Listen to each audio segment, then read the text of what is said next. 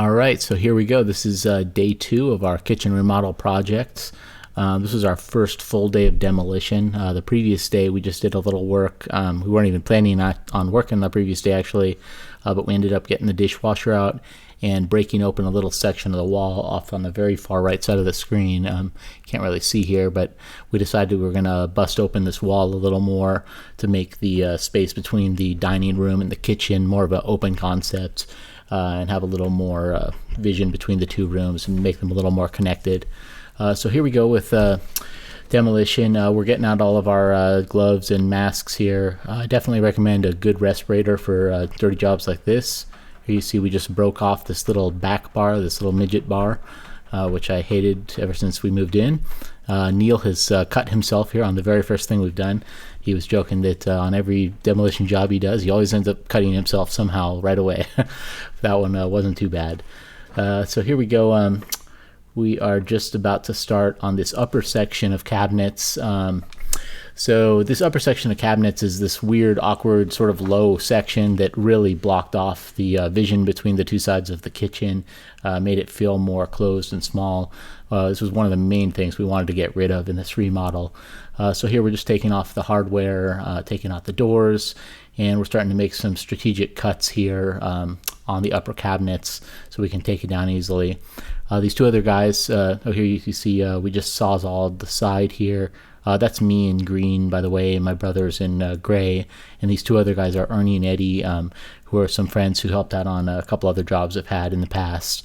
We got them to come out to help on this, doing some demolition and some work later. So here we're in full swing, getting the cabinets broken apart. We got the sawzall going, got the hammers and some crowbars, and Ernie and Eddie are taking off all this debris and garbage. They have a big truck that they're going to dump all this stuff off in later on. So we pretty quickly took out this whole bottom cabinet area. We just wanted to be careful of this gas line that's right in the center here, and then the plumbing in the wall, of course. Here we are just blocking off some electrical. We need to break open this wall a little bit here because we have to take out this old backsplash. So we're sort of just strategically breaking apart this wall with an oscillator tool and a box cutter. We just want to make it so we don't have to do more work than needed later in drywall and sheetrocking.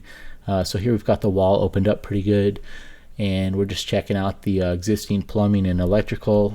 We've noticed there's no sort of insulation in this area, which surprised us a little. It gets really hot in Woodland Hills, and that was definitely something we wanted to put in when we rebuilt this area. So here we're just discussing the next demolition projects, checking out the plumbing here and deciding what we're going to do with that for the new dishwasher, the reverse osmosis and all that. So here's the other side of the kitchen where the oven cabinets are. Here we're just, Neil's unscrewing the oven cabinets here, finding all the connection points. We've got the sawzall here, and we start cutting up these cabinets, getting the oven out, being sure that the gas is off, of course.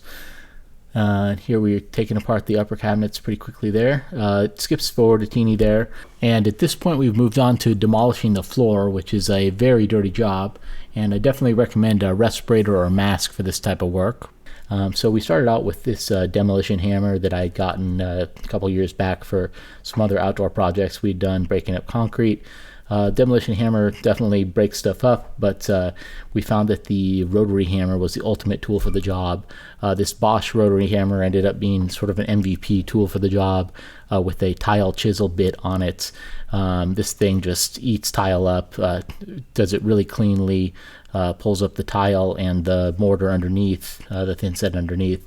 So the plan was, we needed to take out all this tile, but we want to really try to get the floor very smooth too, because when we're tiling new tile down, we want a perfectly smooth surface. And we actually did a bunch more work later on in the project. We used Level Quick to really smooth out the surface. But at this point, we're just trying to break up all the tile here. And this day, we ended up actually getting all of the ground tile in the kitchen broken up.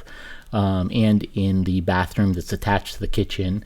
In this project, we actually demolished and retiled the kitchen, a bathroom that's attached and another bathroom completely across the house, which we didn't really document via video, but we ended up doing that bathroom at the same time too.